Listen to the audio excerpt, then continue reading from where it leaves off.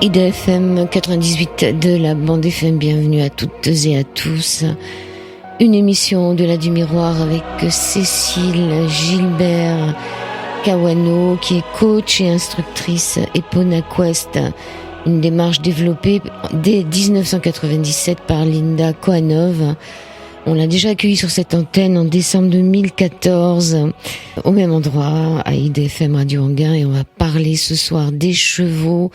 On va chevaucher entre deux mondes pour développer notre potentiel par la voie du cheval. Bonsoir Cécile Gilbert Kawano. Bonsoir Joël Vérin. Très contente de vous retrouver. Oui, moi aussi, merci.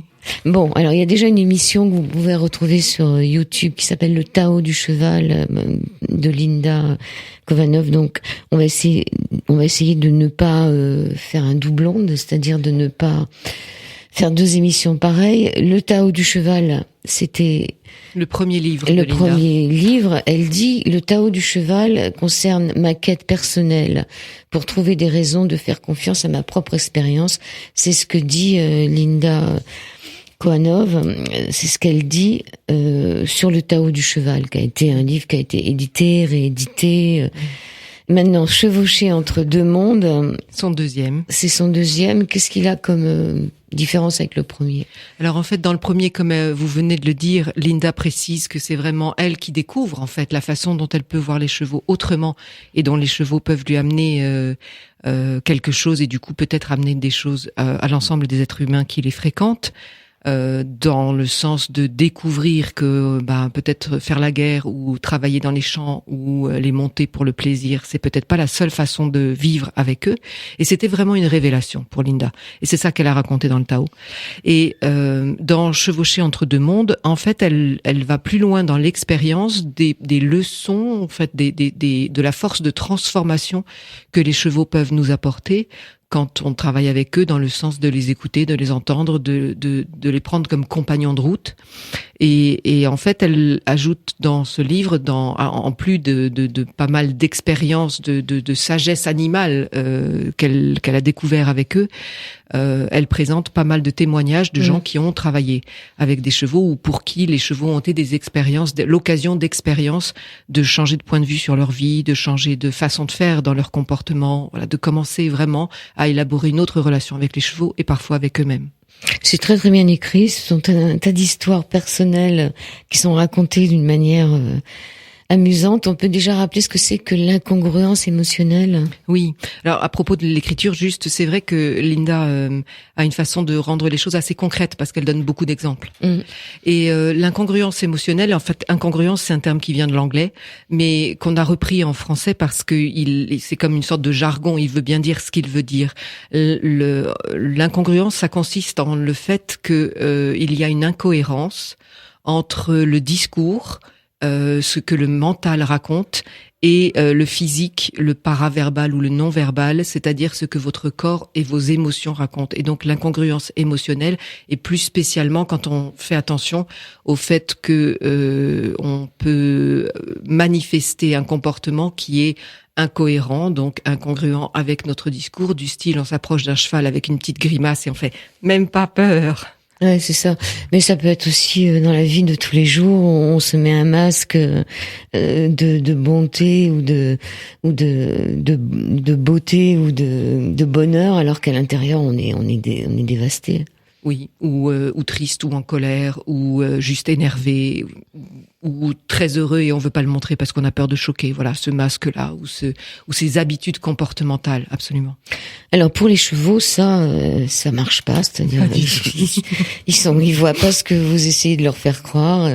Ils sont très proches, mais ça faudrait vraiment réécouter le Tao du cheval, du cheval dans l'autre émission parce qu'il y avait tout un développement là-dessus. Mais bon, le cheval, on peut le rappeler quand même, lui, il voit tout. Il voit tout et surtout il sent tout. Il sent tout. Il a vraiment des capacités de détection de l'état émotionnel de la créature vivante qui l'approche. Et c'est en fait pour lui un outil naturel puisque ça lui permet de rester vivant dans de bonnes conditions. Et donc c'est vrai il est très très au clair sur votre état émotionnel quand vous vous approchez de lui. Et donc pour nous alors beaucoup de gens disent que le cheval fait comme un effet miroir. Je pense que c'est pas seulement un miroir, c'est aussi un amplificateur. C'est aussi comme comme un tuner, comme on dit ça, Tuner en français. Tuner, oui. Tuner. Pour arriver à ce qu'on ressente nous-mêmes finalement ce qu'on ressent. Le cheval est presque au courant de nos émotions ou de notre état émotionnel avant nous. Et donc quand on travaille avec lui, en fonction de, moi j'ai l'habitude de dire, c'est un petit peu ma façon de dire, 500 kilos de feedback. Quand on a toute cette information qui nous revient en retour, claire, nette et précise. Le cheval, il n'a pas d'enjeu envers nous. Tout ce qu'il veut, c'est être le plus tranquille et ressentir le meilleur bien-être possible. Et donc, si on agit d'une façon incohérente, en plus, surtout spécifiquement émotionnellement, pour lui, on est comme une bombe en retardement, en puissance, et donc il s'attend à ce qu'on explose à un moment ou un autre. C'est dangereux pour lui, il n'aime pas ça, donc il s'éloigne ou il réagit à sa façon. Et donc, du coup, on sait qu'on est incohérent. C'est sa façon de se protéger, donc c'est un amplificateur. Alors, le fait, ce cheval qui observe nos ressentis, finalement, Linda dit que les ressentis sont contagieux. C'est-à-dire que ça peut se transmettre aussi à la meute. C'est aussi le fait que les chevaux sont sauvages. Oui, ça c'est quelque chose qui est assez étonnant parce que quand vous avez des chevaux d'un côté d'une colline et de l'autre côté de la colline et qu'ils ne se voient donc pas, on ne sait pas comment l'information passe, mais quand il y en a un qui commence à avoir peur de quelque chose d'un côté de la colline, l'autre bout du troupeau, de l'autre côté de la colline, qui ne voyait donc pas le premier cheval qui a commencé à avoir peur, bouge en même temps. C'est-à-dire que si on met des caméras des deux côtés de la colline, il y a même pas quasiment de microsecondes de différence. Tout le monde bouge en même temps. Et c'est assez impressionnant. L'information passe d'un point de vue de qualité émotionnelle. Quelle est l'émotion ressentie par un membre du troupeau? C'est une information qui est connue immédiatement de tous les autres membres du troupeau. C'est la même histoire qu'avec les singes et les patates douces, là.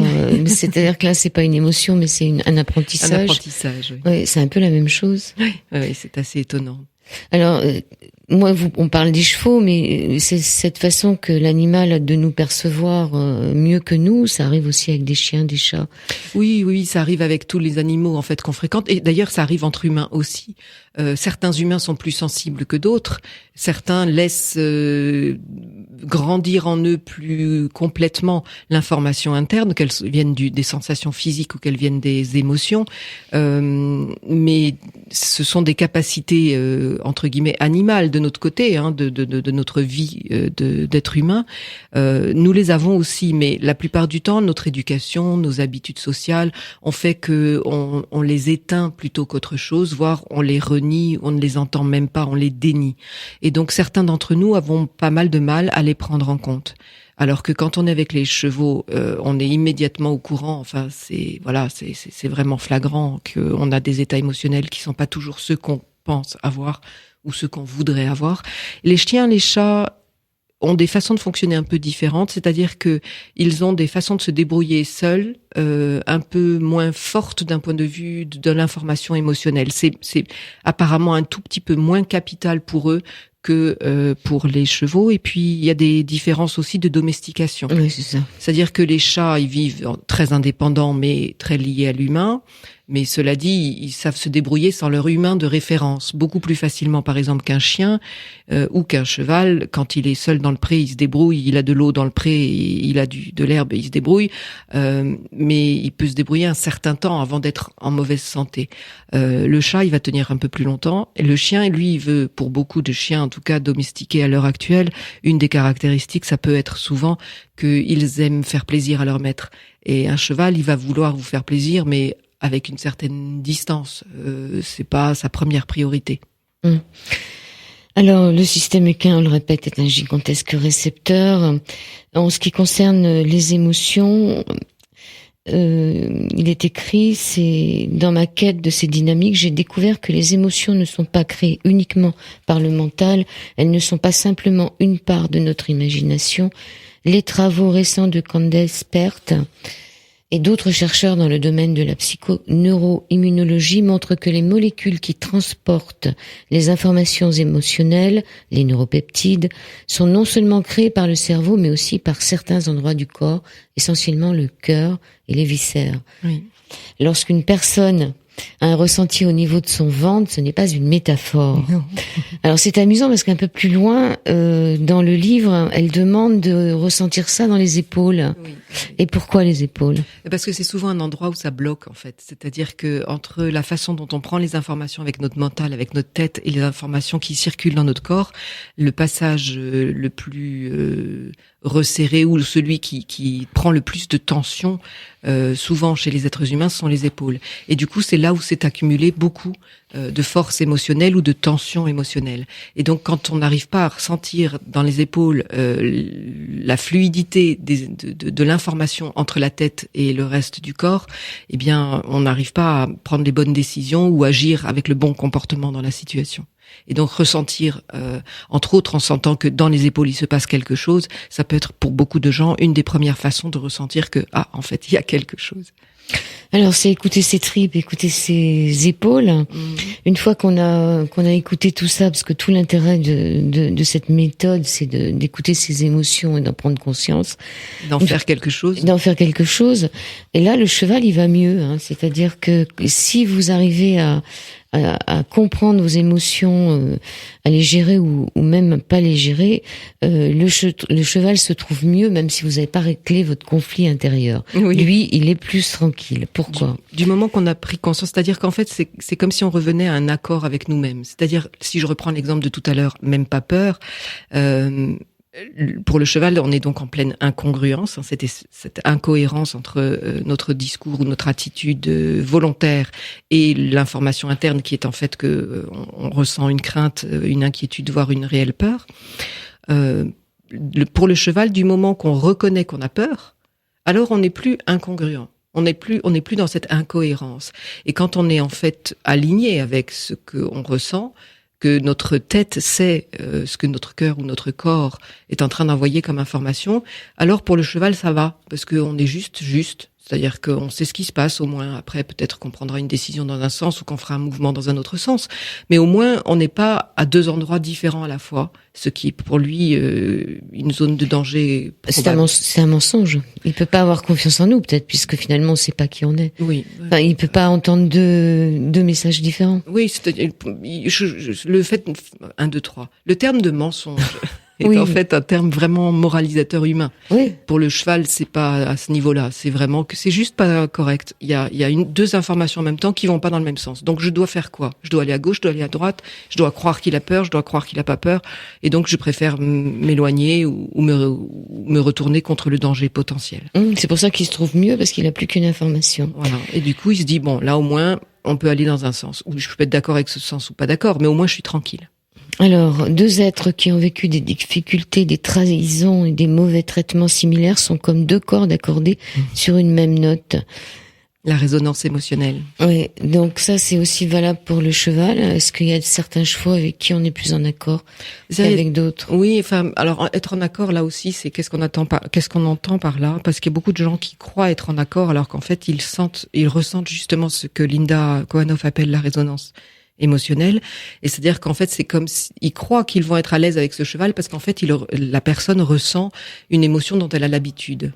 Et donc, elle se sent en confiance avec ce cheval, ou elle se sent attirée par ce cheval, alors que en réalité, ce cheval pourrait au contraire être pas le mieux pour elle pour travailler, parce qu'il va venir faire toujours toucher à l'endroit que la personne connaît déjà comme étant un endroit exploré de son côté dans son fonctionnement à elle, alors que ce soit un endroit agréable ou un endroit désagréable. Une émotion positive, ce qu'on appelle une émotion positive, une émotion agréable à ressentir, ou une émotion qui serait plus délicate à ressentir, plus difficile. Mais c'est pas obligatoirement le cheval qui va nous permettre de mieux travailler, puisque il va nous ramener vers des zones en fait connues de comportement ou de réaction émotionnelle. Ce serait peut-être plus intéressant d'aller vers un cheval qui nous toucherait pas avec cette habitude de réaction émotionnelle. Maintenant, être en accord, après, c'est tout un travail en fait. Donc, c'est un terme qui est du travail en devenir, une relation en devenir. Alors, est-ce que être en accord, c'est cette histoire qu'elle raconte ? Elle dit le lendemain matin, je suis allée au ranch où pour une raison ou une autre, il n'y avait personne d'autre. J'avais décidé de ne rien faire de stressant avec Rocky, c'est le cheval, ni avec aucun autre cheval. J'étais assis dans l'herbe, près de lui, pensant à combien ma sœur, qui avait également été mon mentor et bien souvent ma meilleure source d'inspiration, allait me manquer. J'ai commencé à sangloter tant la peine était intense. Rocky, donc le cheval, s'est avancé et a collé son museau contre ma poitrine. Je ressentais vraiment qu'il absorbait une partie de ma peine, mais ça ne semblait pas l'affecter. C'est comme s'il l'intégrait. En fait, ça semblait lui ôter un grand poids. Donc, est-ce que ça serait ça, être en accord? Non, finalement, ils sont quand même en accord, parce que quelque part, il sent sa peine, il l'absorbe sans forcément la prendre. Oui, alors en plus, dans certains autres exemples, dans certains témoignages, et puis dans d'autres livres aussi plus tard, Linda dit que même certains chevaux, comme Noche, un des chevaux dont elle parle plus tard dans ce livre aussi, était un grand maître de Bouddha, la tristesse. Zen. Ouais. Ah bon, non. Non, de la tristesse. Non, c'était un cheval qui, semblait-il, aimait que les humains pleurent, parce que c'est comme s'il pouvait pleurer que les humains pleuraient sa tristesse à lui. Tristesse, oui. Si les chevaux ne peuvent pas vraiment pleurer. Et donc, je sais pas ce que ça veut dire en fait être en accord. Là, il y a souvent dans la façon de comprendre le terme être en accord pour les êtres humains, on imagine quelque chose qui est comme installé et qui durerait dans le temps. Et en fait, pour les chevaux, les choses sont beaucoup plus avec des moments qui se passent. Donc, j'ai une expérience que je partage ou que je vis avec un humain, et pendant ce temps-là, il se passe quelque chose qui peut-être est quelque chose de fort pour l'un ou pour l'autre ou pour les deux. Et puis le lendemain, je peux passer à côté de ce même humain et faire comme si je le voyais pas. Donc être en accord, ça veut dire quoi dans ce cas-là? Pendant ce temps-là, en tout cas, pendant le moment où ils vivent cette expérience et où le cheval vient poser son museau contre la poitrine et semble vraiment être dans le même état émotionnel et expérimenter la même émotion et peut-être la même tristesse, la même difficulté ou la même authenticité, enfin voilà, selon ce qui est en train de se passer. À ce moment-là, oui, peut-être qu'il y a un accord, mais c'est à ce moment-là comme un accord de musique, il résonne le temps qu'il résonne, et puis quand on s'en va, la guitare, elle passe dans d'autres mains et elle résonnera avec d'autres. C'est peut-être de l'empathie, tout simplement. Oui, ça aussi, c'est un terme qu'on est en train de regarder beaucoup. Les neurosciences recherchent avec beaucoup de découvertes. Alors, en tous les cas, le cheval n'a pas de jugement, il ne juge pas.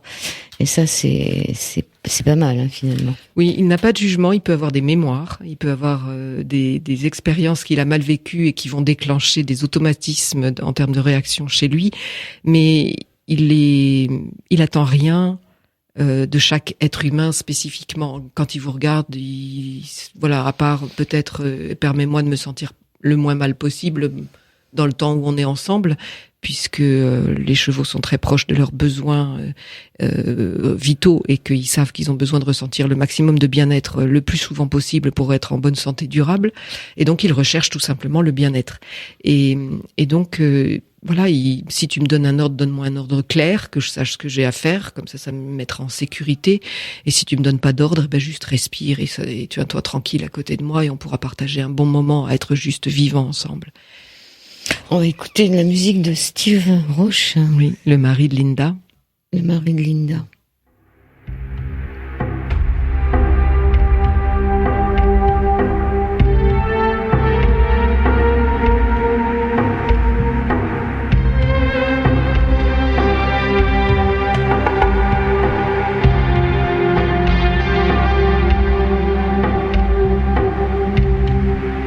Voilà, c'est la deuxième partie de cet Au-delà du miroir. On chevauche toujours entre deux mondes avec la musique de Steve Roche, R-O-A-C-H, Roche, sur l'antenne d'IDFM, et nous sommes toujours avec Cécile Gilbert Kawano, qui est coach et instructrice EponaQuest. On en parlera en fin d'émission. Et nous parlons de Chevaucher entre deux mondes, le livre de Linda Kohanov. Chaque fois que l'homme a laissé une empreinte dans son long cheminement de la barbarie à la civilisation, nous retrouvons l'empreinte du cheval à ses côtés, écrit Frank Trippett dans son livre Les premiers cavaliers. Alors, on a parlé des émotions dans cette première partie d'émission. Les chevaux domestiqués gardent les schémas de pensée et de comportement de leurs ancêtres nomades. Être en relation avec ces animaux en suivant leur point de vue facilite la fluidité dans les pensées, les émotions et les comportements chez les humains qu'une vie dans un 21e siècle sédentaire rend difficile.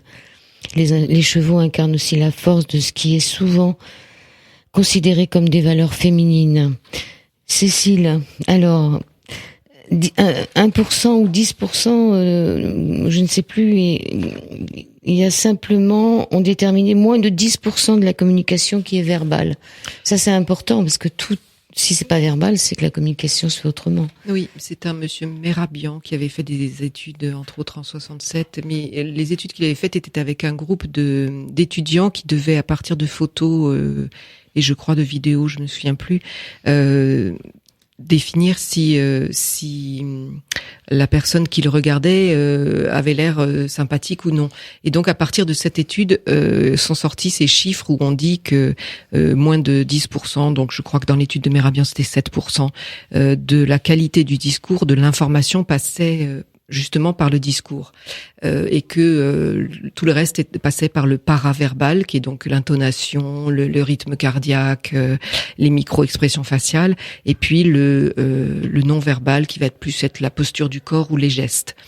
Donc ces chiffres sont à regarder de façon un peu plus nuancée dans la vie quotidienne, parce qu'on n'est pas toujours en train d'essayer de voir si les gens sont sympathiques ou non en face de nous, et donc d'essayer de définir la qualité émotionnelle qu'on ressent en face des personnes. Il est sûr que le non-verbal et le paraverbal va être plus important quand on est en train d'étudier des informations qui s'intéressent au côté émotionnel. Quand on a des informations qui passent sur d'autres niveaux logiques ou d'autres styles de la lecture ou de l'écriture de sujets conceptuels, bien sûr, ces chiffres seront à relativiser. N'empêche que ce qui est intéressant à retenir, c'est que très souvent on fait beaucoup dans nos éducations et dans nos vies quotidiennes d'êtres humains civilisés, soi-disant civilisés, on fait beaucoup attention au discours, aux mots, à la structure de la phrase, aux arguments, et on oublie le coefficient émotionnel qui va donner en fait la qualité, qui va faire qu'on va croire ou non à ce que la personne nous donne comme information et qu'on aura envie de la suivre, on aura envie d'adhérer ou non. Et les chevaux, eux, évidemment, sont beaucoup plus intéressés par l'aspect non-verbal que par l'aspect verbal. Et donc, ils peuvent apprendre des codes de verbes et de langage, évidemment. Quand vous travaillez avec les chevaux, vous en rendez bien compte. Mais la qualité émotionnelle qui va porter ce message sera plus importante pour eux et nous permettra d'ailleurs de travailler, nous, sur cette fameuse cohérence, congruence dont on parlait tout à l'heure. Alors il y a quelque chose qui m'a amusé dans la Voix du Bouddha. Je pense que il est écrit que certains conseillers spirituels qui arrivent dans les centres se trouvent humiliés par les chevaux qui les reconnaissent comme n'étant pas du tout des Bouddhas, des zen ou ils les voient sous leur vrai visage. Oui, surtout qu'il y a quand même une catégorie de personnes, évidemment pas tous, c'est des généralités qui seraient stupides de faire. Certaines personnes se réfugient dans leur pratique spirituelle pour quelquefois même éviter de voir certains problèmes ou certaines difficultés dans leurs réactions, dans leurs émotions, dans leur comportement. Et pour les chevaux, ça c'est un niveau d'incohérence encore plus élevé. Donc c'est juste pas possible pour eux. Ils vont traiter ces personnes avec le même fonctionnement qu'ils traitent quelqu'un qui est incohérent sans même essayer de paraître tranquille ou spirituellement élevé. Alors comment ils font pour se manifester les chevaux? Comment ça se présente? Ça va dépendre des caractères de chaque chevaux, de ce qu'ils ont vécu, de leur métabolisme, de ce qu'ils ont mangé le matin ou pas. Mais la plupart du temps, il y a des comportements classiques qui vont être soit je m'intéresse pas à vous, je fais comme si vous n'étiez pas là. Donc vous êtes là, vous agitez autour de moi, vous faites du bruit, vous m'interpellez, vous bougez des badines, des chambrières, et je bouge pas. Voilà, j'ai à peine une oreille qui de temps en temps vous montre que je sais que vous existez, mais c'est tout. Ou bien je peux par exemple, c'est trois comportements classiques. Soit donc je fais comme si vous n'existez pas, soit je viens vous bousculer. Donc tu veux m'embêter, attends, tu vas voir. T'es pas vraiment présente, essaye de me faire croire que t'es là alors que tu y es pas vraiment. Eh ben tiens, hop, un petit coup d'épaule et on va voir qui va tomber des deux. Et puis le troisième comportement, c'est carrément l'attaque. C'est dis donc, tu crois quoi toi? Et donc je te montre les dents ou je tourne ma croupe vers toi en te montrant que je pourrais te donner un coup de sabot vite fait, bien fait. Voilà, c'est les trois comportements les plus classiques. Alors évidemment, chaque cheval va avoir sa façon de faire et puis ses propres réactions, comme chaque être humain pourra aussi avoir ses propres réactions. Oui, et puis je pense qu'ils ont de la mémoire. Ils ont ils ont de la mémoire et ils ont aussi beaucoup de générosité. C'est-à-dire que si vous les traitez pendant, disons que vous essayez de faire un exercice avec un cheval pendant 2 semaines et qu'à chaque fois que vous faites l'exercice, en fait, vous n'êtes pas clair dans la demande que vous avez. Par exemple, vous lui demandez de tourner vers la gauche, mais votre geste n'est pas net ou bien votre position dans l'espace lui bloque un peu le passage. Alors, d'un côté, vous lui demandez de faire quelque chose et de l'autre, vous lui donnez un autre ordre, par exemple, votre position dans l'espace qui lui donne un ordre inverse. Et donc, le cheval n'arrive pas à faire ce que vous voulez qu'il fasse. Et du point de vue du cheval, c'est vous qui êtes pas clair. C'est vous qui êtes en faute, entre guillemets. Et pendant 2 semaines, vous continuez comme ça, et puis vous faites n'importe quoi, et vous vous énervez contre votre cheval qui n'arrive pas à faire ce que vous voulez qu'il fasse. Et puis au bout de 2 semaines, vous finissez par comprendre, vous vous décalez légèrement, et vous lui laissez enfin la place de passer, ou vous faites un geste plus clair, plus net, et vous lui demandez enfin correctement d'y aller, et là, il le fait tout de suite. Et là, il vous pardonne les 2 semaines. Il fait ce que vous voulez, vous lui dites tout de suite. Content. Tout le monde est content. Tout le monde est content, ça danse dans les studios. Je sais pas d'où sort cette musique, c'est un peu spécial. Alors, comme un petit manège. Vous savez, quand on tournait sur les chevaux de bois. Oui, tout à fait, c'est impressionnant. Alors, bien des personnes ne sont. Alors, la première indication pour aller dans ces centres EponaQuest, la première indication est le manque persistant de contentement, quelquefois tempéré par un acharnement au travail, que ce soit l'alcoolisme, une consommation poussée à l'excès, une addiction pour les pratiques sexuelles ou une soif secrète pour les diplômes et les certifications que les personnes utilisent pour donner un sens à leur existence. La deuxième indication, la plus parlante, est la critique intérieure. En fait, chaque personne transporte un mini tyran dans sa tête, une voix qui fragilise et qui juge, et dont l'action de frein provient d'un sous-produit de la socialisation, souvent appelé le faux soi. Alors, il y a on apprend beaucoup de choses dans ce deuxième livre de Linda Kohanov, donc sur ce faux soi, sur comment on a été aussi éduqués. On a l'impression que c'est nous qui prenons des décisions, mais souvent c'est plutôt les habitudes ou les conventions qui nous ont formatés, entre guillemets. Alors, bien sûr, tout ça est à prendre avec beaucoup de nuances parce que chaque être humain fonctionne à sa façon et a reçu l'éducation qu'il a reçue, a le caractère qu'il a, etc., etc. Mais c'est vrai que beaucoup de gens qui commencent à s'intéresser au cheval comme en se disant que le cheval peut en fait être une forme de maître de vie ou de révélateur ou de partenaire pour grandir ou pour découvrir une autre façon de fonctionner, que ce soit d'ailleurs en termes privés ou en termes professionnels.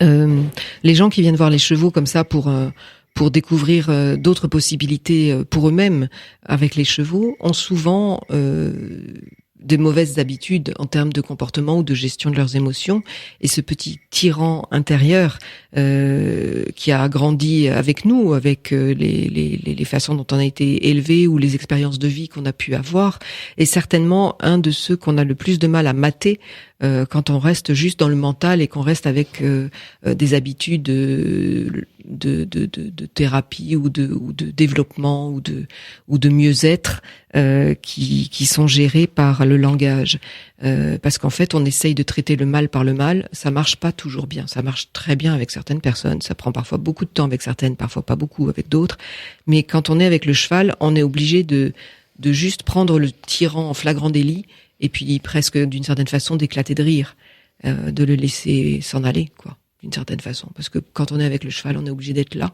Et on peut pas rester dans notre tête avec nos petits auto-jugements négatifs qui tournent en boucle.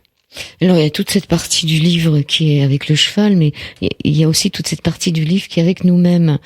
Des parents rigides et narcissiques continuent à infliger des souffrances indescriptibles aux membres de la famille qui revendiquent leurs propres besoins et désirs. Les personnes qui ont grandi dans un environnement de maltraitance peuvent se sentir purement et simplement terrifiées par le succès, puisque le cerveau crée puisque le cerveau crée des ensembles de circuits en réponse aux expériences. Les enfants qui ont été physiquement ou sexuellement maltraités développent des structures nerveuses qui associent le stress et le plaisir avec des conséquences négatives, voire mortelles. Donc, ce livre se lit à deux niveaux. Il y a le cheval d'un côté et il y a nous derrière. Donc, dans ce courage de réussir, forcément, c'est un peu difficile de réussir pour des gens qui sont pas programmés pour.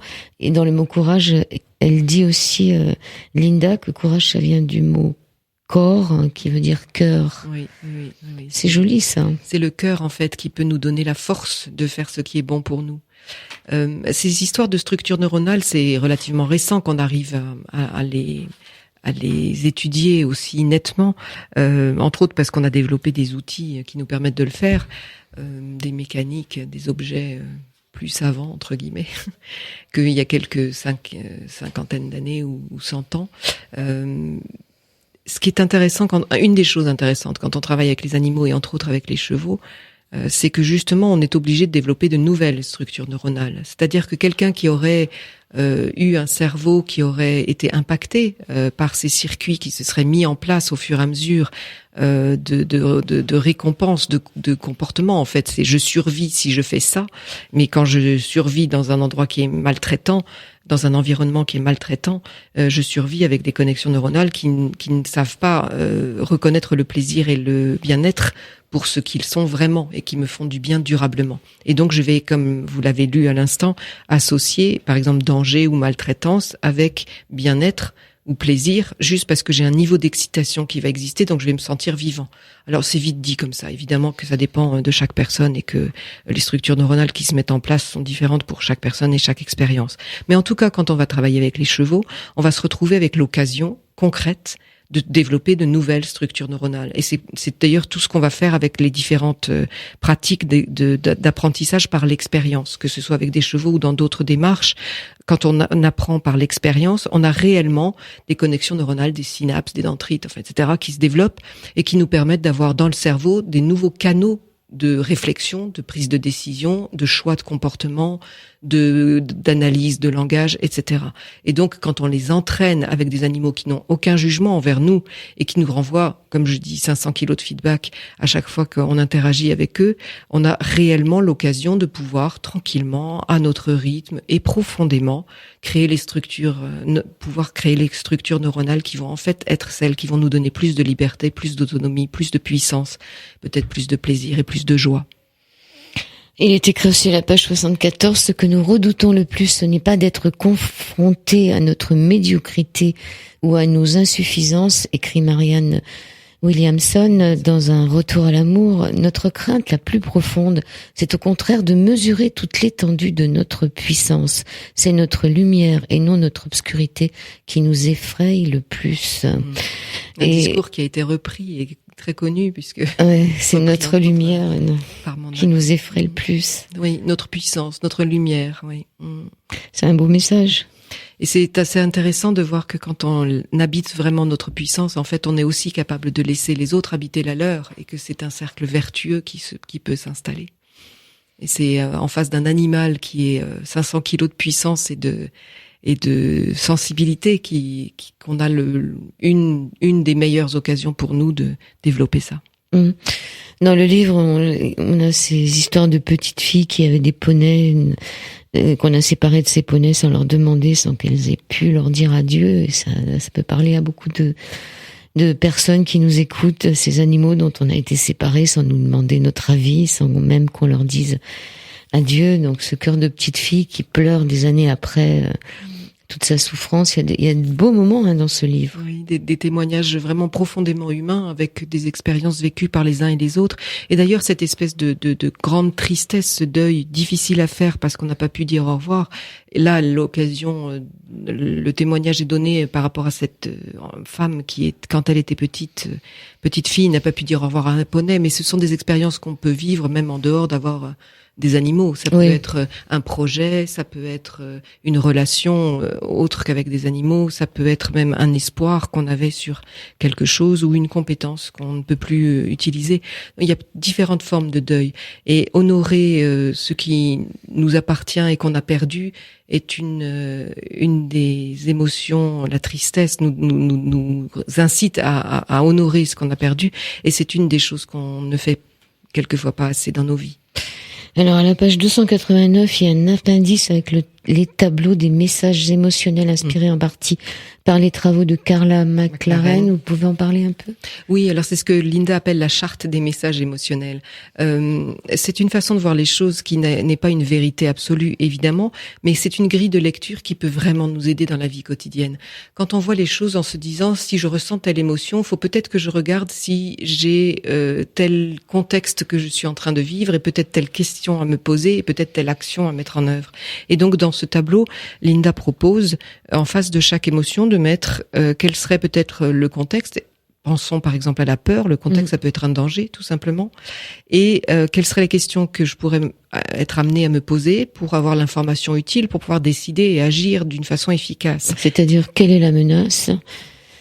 C'est par rapport à la peur, par exemple, oui. Et quelles mesures dois-je prendre pour me mettre en sécurité ? Voilà. Et quand vous avez les réponses concrètes, parce que vis-à-vis de la situation que vous êtes en train de vivre, quand vous vous posez ces questions-là, vous avez les réponses qui correspondent à la situation que vous êtes en train de vivre. Vous pouvez prendre les bonnes décisions pour vous mettre justement en sécurité et peut-être éviter ce danger ou cette menace. Donc ça, c'est un bon tableau sur plusieurs pages. La peur, la vulnérabilité, la colère, la frustration, la tristesse, l'affliction, la dépression et les pulsions suicidaires. Et pour chacune de ces émotions, donc, Linda propose de regarder les choses en se disant peut-être que d'être des choses, des mouvements internes qui m'encombrent, les émotions, je pourrais les voir comme en fait une source d'information. Et si je les vois comme une source d'information, quelle façon de faire, de vivre je vais pouvoir avoir qui me correspondra plus, qui me permettra de vivre une vie qui m'ira mieux. On va redonner un peu de Steve Roach.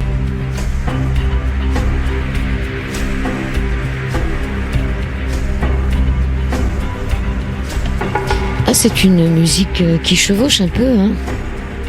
Oui, on se sent chevauché.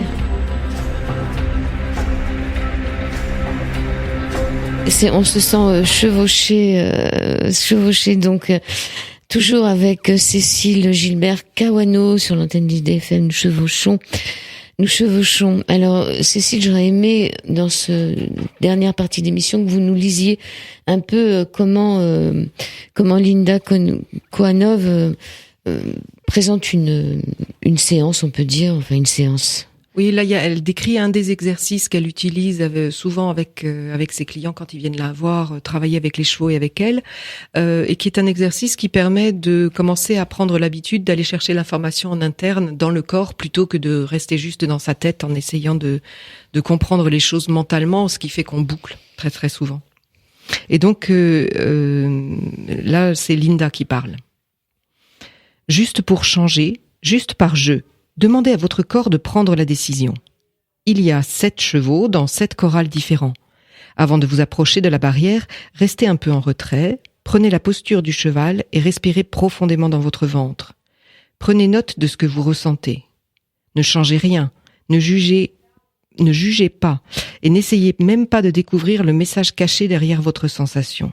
L'idée consiste à obtenir une lecture simple en utilisant le corps comme dispositif de perception sensorielle.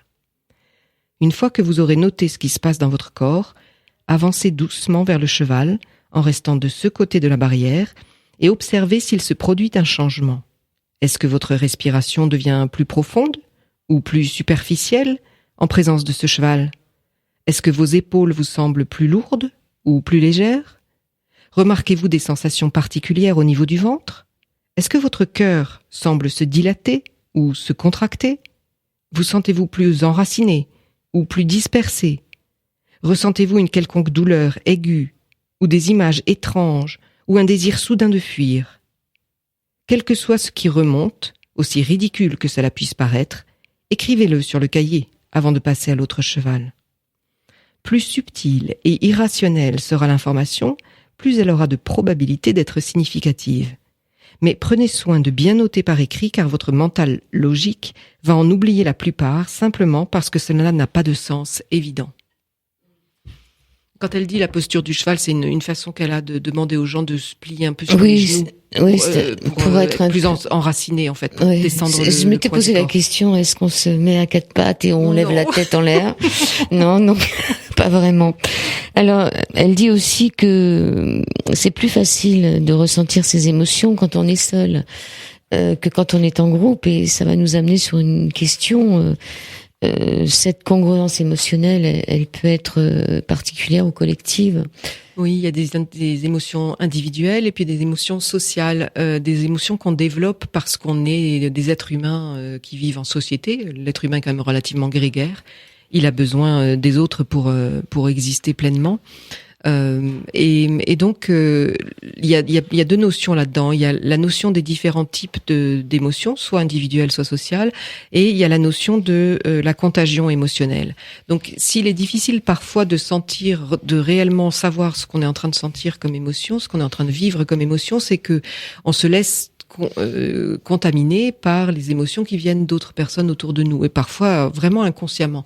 Quand vous avez une personne qui rentre et qui est assez énervée, agacée dans la pièce, vous êtes en train de lire votre livre, et puis vous pouvez ressentir que l'énergie dans la pièce a changé. Vous n'avez même pas encore jeté un œil sur la personne qui vient de rentrer, et pourtant votre corps est déjà en train de vous dire attention, il y a quelque chose qui est pas au même niveau d'énergie, pas dans le même état émotionnel que celui que tu étais en train d'expérimenter avant que cette personne ne rentre dans la pièce. Donc ça, c'est la contagion émotionnelle. C'est toute une série de processus internes qui nous permettent de ressentir ce que ressentent les autres. C'est aussi un jeu dans l'empathie. Et il y a les émotions qui sont à différents niveaux. Les émotions sociales sont celles qui vont nous permettre de mieux vivre ensemble. Il y a par exemple d'ailleurs, les puristes, d'un point de vue du travail sur l'émotion, disent que ce ne sont pas des émotions, c'est plutôt des sentiments. Mais bon, après, le vocabulaire peut changer. L'idée, elle est quand même que on a des émotions qui vont être plus basiques, qui vont être celles qu'on va ressentir nous pour nous aider à savoir si on est, par exemple, en danger ou non. On a parlé de la peur tout à l'heure. Et puis, il y a des émotions du type de la compassion, du type de l'admiration. De la colère aussi. Une autre forme de colère, mais qui va être souvent un peu plus élaborée. Au niveau de l'actualité, par exemple, je veux dire. Oui, ça peut être, mais c'est parce qu'on va mettre en même temps, c'est pas une émotion de colère qui va être la colère basique qu'on va ressentir si quelqu'un, par exemple, nous claque la porte au nez sans faire attention à nous. Ça va être plutôt une colère avec un peu plus de valeur morale ou d'attente en termes de société, qui va nourrir une envie de faire bouger les choses parce que ça, c'est juste pas possible, ça marche pas. Mais c'est une forme aussi, bien sûr, d'émotion qu'on peut ressentir dans un contexte social. Il peut y avoir la gratitude aussi, qu'on peut avoir comme émotion sociale. Et ces émotions-là, un peu plus élaborées, un peu plus avec des valeurs qui sont développées au sein des groupes et de chaque personne, nous permettent de mieux vivre ensemble. Heureusement qu'on ressent aussi tout ça. Alors ces émotions, on peut aussi les appeler des ressentis, on est d'accord, et elle dit qu'ils ne sont pas plus menaçants ou irrationnels que des témoins lumineux sur un tableau de bord, et nos efforts pour les rejeter pas moins ridicules. Il y a de belles histoires dans le tableau de bord, avec le voyant qui s'éteint et qui s'allume. On va peut-être redonner un peu les livres de Linda Kohanov. Elle en a écrit 5 au total. Oui, pour l'instant, il y en a 5 qui sont publiés. Alors, le dernier n'est publié encore qu'en anglais, mais il est en cours de traduction. Donc, le premier, on en a parlé tout à l'heure, c'est le Tao du cheval, dans lequel elle donne cette révélation, où elle découvre que les chevaux peuvent être des compagnons pour mieux vivre. Le deuxième, c'est Chevaucher entre deux mondes, celui dont nous parlons aujourd'hui, et dans lequel il y a donc toute une série de témoignages où elle permet de voir concrètement comment les chevaux ont permis à certaines personnes de comprendre des choses qui se passaient pour elles dans leur vie ou à l'intérieur d'elles-mêmes, leur fonctionnement avec leurs émotions ou dans leurs relations, dans leur comportement.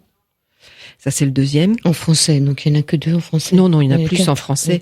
Il y a La Voix du cheval, qui est le troisième, qui est aussi traduit en français et qui permet de travailler en fait de façon presque ludique, puisque c'est une série de cartes avec des thématiques et qu'on peut lire soit au fur et à mesure du livre dans l'ordre des cartes, et à ce moment-là on a autant de leçons de ce qu'elle appelle les leçons de sagesse des chevaux qui nous sont expliquées, montrées au fur et à mesure des chapitres. chapitres.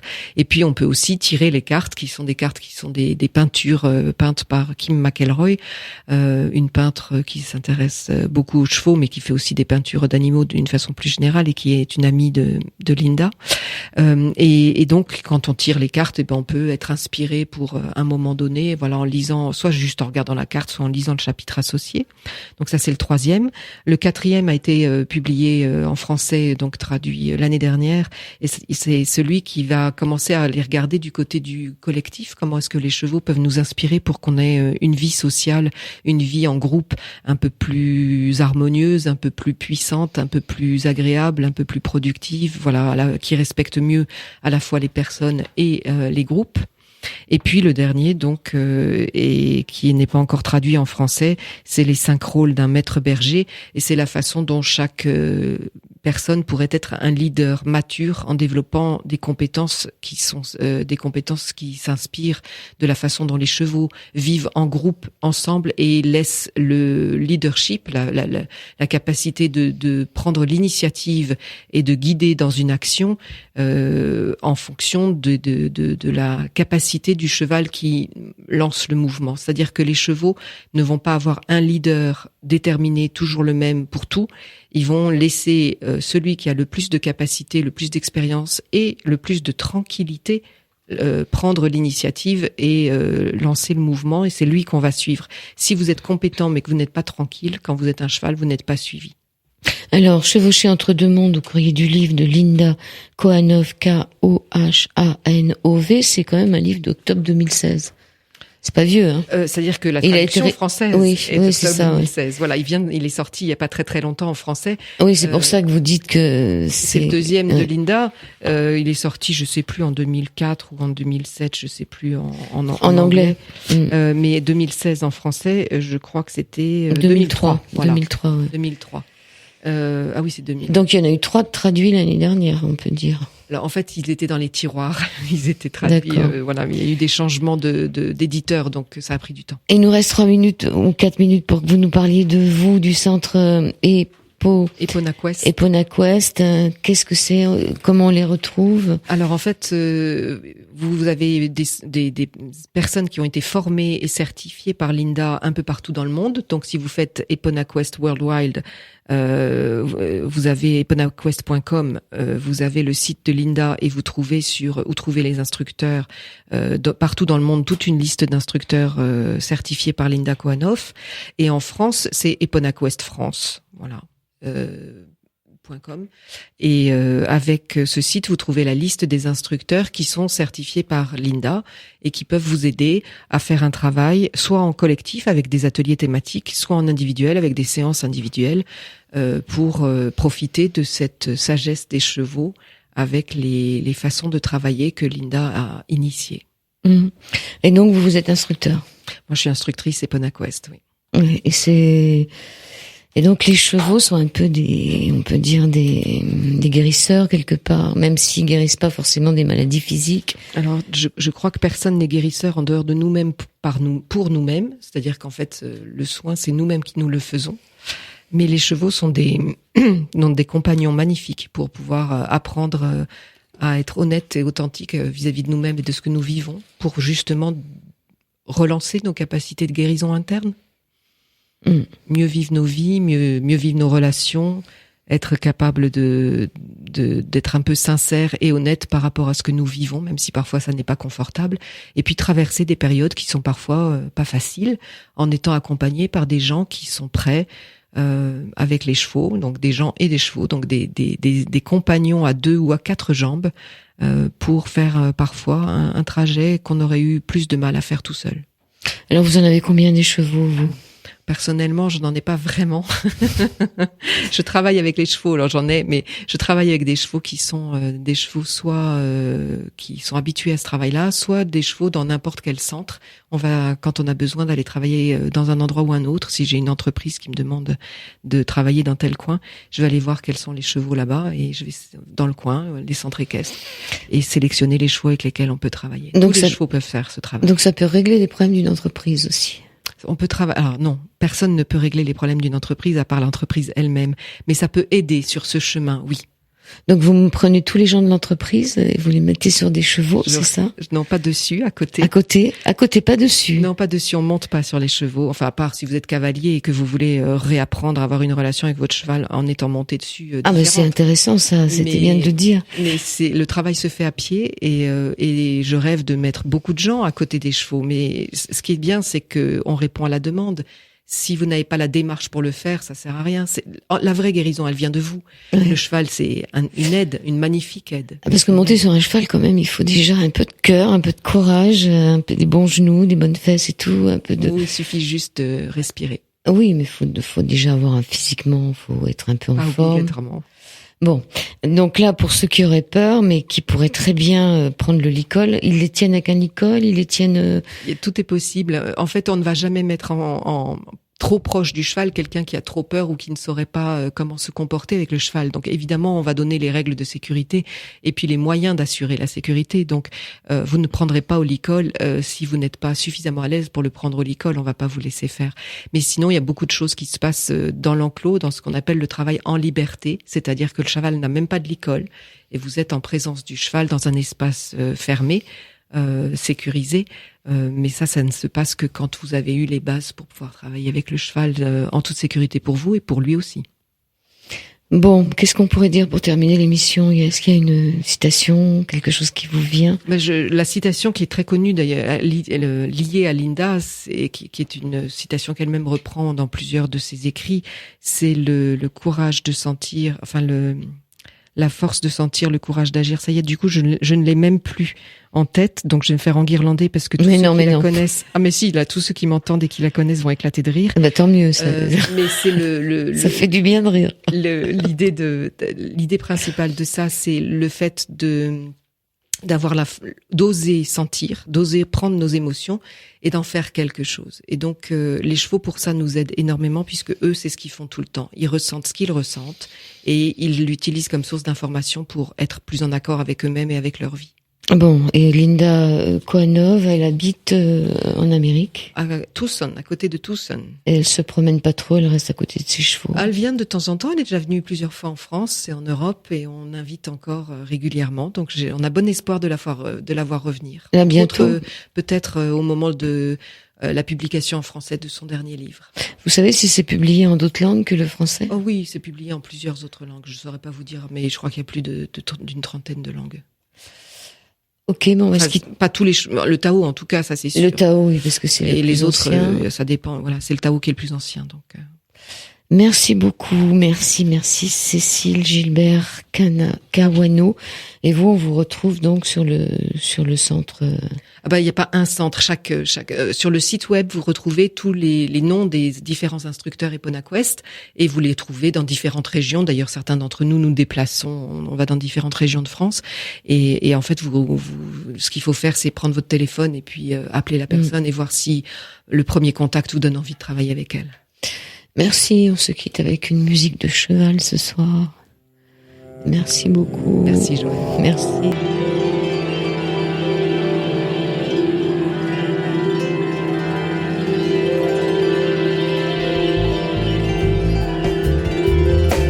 Les chevaux sauvages par centaines envahissent les plages. Les chevaux sauvages sous l'orage envahissent les plaines, de la mer aux montagnes, plus rien ne les retient.